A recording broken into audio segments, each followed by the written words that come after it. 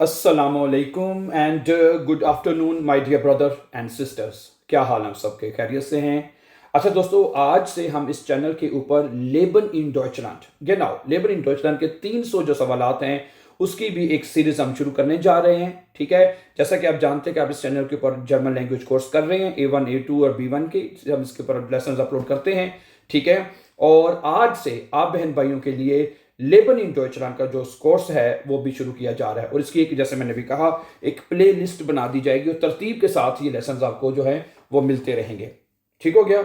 Okay, 300 सवाल एक lesson में तो अपलोड नहीं हो सकते ना। ठीक है, और आपकी आसानी के लिए इसको उर्दू में एक्सप्लेन किया जाएगा और इसका तर्जमा भी नीचे उर्दू में लिख दिया जाएगा ताकि आप इजीली इसको अंडरस्टैंड कर सकें। ठीक है, फिर शुरू करते हैं आज का पहला सवाल। ठीक है, और जैसे मैंने कहा कि ये मल्टीपल चॉइस क्वेश्चन है, 4 ऑप्शंस होती है इसके इन क्वेश्चंस के अंदर और एक जो करेक्ट ऑप्शन होती है वो आपने टिक करनी होती है सिर्फ। ठीक है, ओके, पहला सवाल है कि इन डॉइचलैंड जर्मनी में ड्यूर फन मेंशन यानी कि इजाजत है लोगों को, ओपन ओपनली खुली इजाजत है उनको। ठीक है, एटवास गेगंदी रेगीरुंग जागन के वो हुकूमत के खिलाफ कुछ भी कह सकते हैं। ठीक है, ओके, जर्मनी में लोगों को इस बात की इजाजत है कि वह हुकूमत के खिलाफ कुछ भी कह सकते हैं वाइल क्योंकि नंबर 1 हियर रेलिगियंस फ्राइहाइट गिल्ट, क्योंकि यहां पे मजहबी आजादी है। ये करेक्ट आंसर है। नंबर 2 द मेंशन स्टोया सालन, लोग टैक्स अदा करते हैं। ये करेक्ट आंसर है। नंबर 3 ये ऑप्शन में पढ़ रहा हूं। ठीक है, आपने बताना है कौन सा करेक्ट आंसर हो सकता है। ठीक है, द मेंशन 10 वाल रेस्ट हाबन, लोगों को वोट देने का हक हासिल है। नंबर 4 हियर माइनुक्स फ्राइहाइट गिल्ट, हियर माइनुक्स फ्राइहाइट गिल्ट, यहां आजादी राय की आजादी है। जी, this is a correct answer. यहां पे आजादी राय की इजाजत है। ठीक है, हियर माइनुक्स फ्राइहाइट गिल्ट, this is a correct answer. तो इन 4 क्वेश्चंस में से आपने लास्ट वन वाला जो है उसको आपने टिक करना है। और पर आप वहां पे क्रॉस का निशान भी लगा हुआ आपको नजर आ रहा होगा। ठीक है, ठीक है, ओके, यहां पे हुकूमत के खिलाफ आप जो कुछ कहना चाहें कह सकते हैं। क्योंकि आपको यहां आजादी राय की आजादी है। हियर माइनिंग्स फ्राइहाइट गिल्ट। नंबर 2 क्वेश्चन है इन डॉइचलैंड क्यूनन एल्ट्रन बिसुम फिरसन लेबन्सयार ihres Kindes entscheiden, ठीक है, ob es in der Schule am, Germany में वालदेन अपने बच्चे की 14 साल की उम्र तक फैसला कर सकते कि आया कि वो स्कूल में।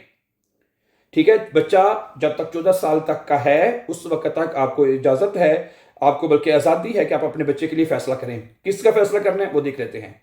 नंबर 1 गेशिस्ट unterricht teilnehmen, कि वह तारीख के मजमून में पढ़ हिस्सा ले सकता है। रेलिगियंस unterricht teilnimmt, के मजहबी तालीम में हिस्सा ले सकता है। पॉलिटिक unterricht teilnimmt, जो पॉलिटिक है, सियासत है, उसमें अपनी वो उसमें हिस्सा ले सकता है माँ बाप की मर्जी से। नंबर 4 शप्राख unterricht teilnimmt, यानी जुबान का जो कोर्स है, जुबान के मजमून में वो हिस्सा ले सकता है। जी, तो नंबर 2 रेलिगियस teilnimmt unterricht, ये करेक्ट आंसर है। यानी रेलिगियस unterricht में आपका बच्चा आपकी इज्जत तक 14 साल के बाद उसकी मर्जी है कि वो जो मर्जी रेलिगियन को अख्तियार कर सकता है, उसको आप फिर फोर्स नहीं कर सकते। ठीक है, तो 14 साल की उम्र तक फैसला कर सकते हैं आप कि बेटा आपने ये रेलिगियन करना है। 14 साल एक ऐसी एज है, बच्चा बड़ा समझदार हो चुका होता है। अगर आपने उसको सही गाइड किया हुआ है कि बेटा ये सही रिलीजन है, ये मजहब है, इसको आपने फॉलो करना है, तो बच्चा 14 साल के ऊपर भी बाद भी फिर वही मजहब को फॉलो करेगा जो आपने उसको बताया होगा। समझा रही बात आपको? तो इसी तरह रेलिगियंस unterricht teilnimmt, ठीक है, मजहबी तालीम में हिस्सा लेना 14 साल की उम्र तक। ठीक है, उम्र में फैसला कर सकते हैं माँ बाप। चलें जी, नंबर 3 क्वेश्चन देखिएगा। अगला है Deutschland ist ein Rechtsstaat, German एक आईनी रियासत है। रेस्टस्टाट का मतलब होता है आईनी रियासत है। Was ist damit gemeint, इसका क्या मतलब है? Was ist damit gemeint? 4 इसकी ऑप्शंस हैं। ठीक है, ओके, नंबर 1 पे वो आपको नजर आ रहा होगा, करेक्ट आंसर नंबर 1 है।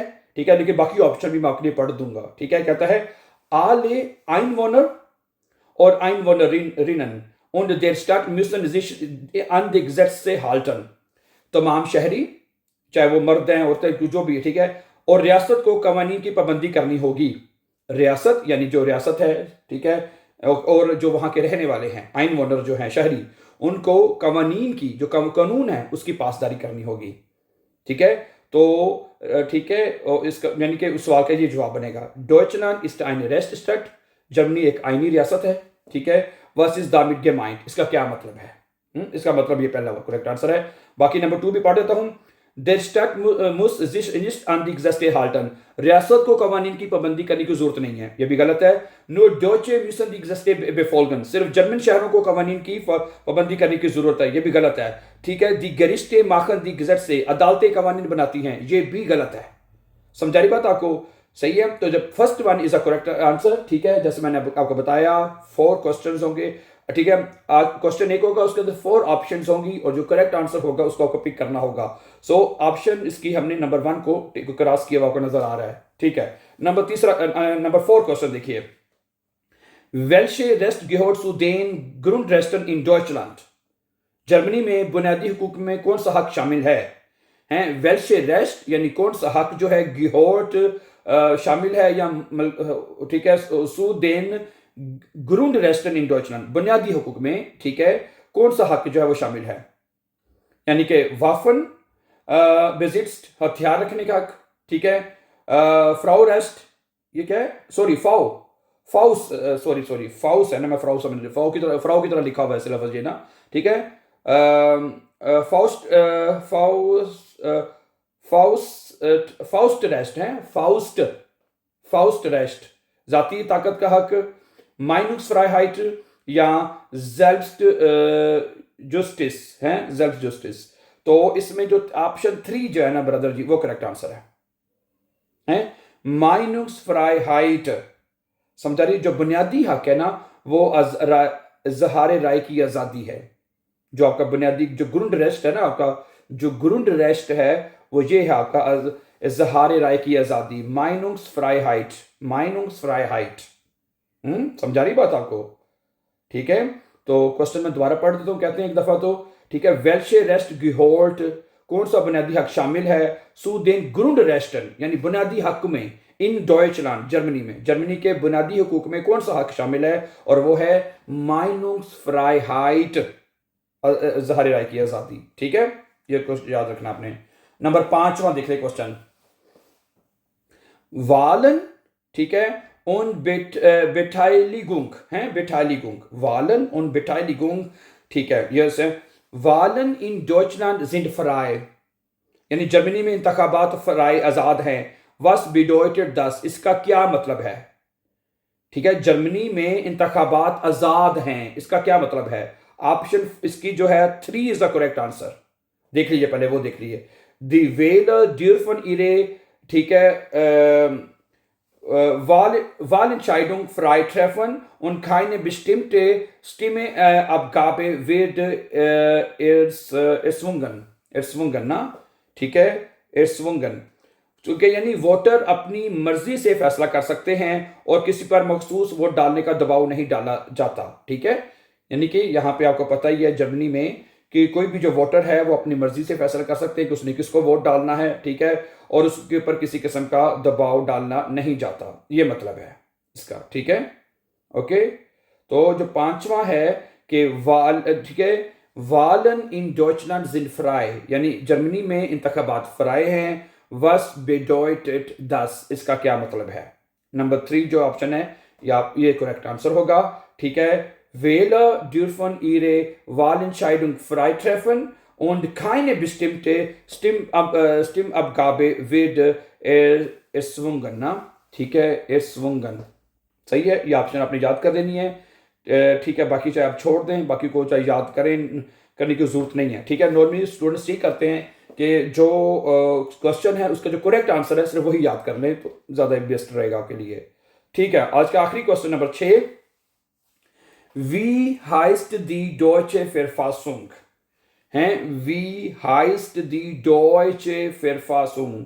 जर्मन आइन को क्या कहते हैं? जर्मन जो आइन है, जो कानून है, उसको क्या कहते हैं? 4 ऑप्शन है जी आपके पास, ऑप्शन 1 2 3 4। ठीक है, Wie heißt die deutsche Verfassung? German आइन को क्या कहते हैं?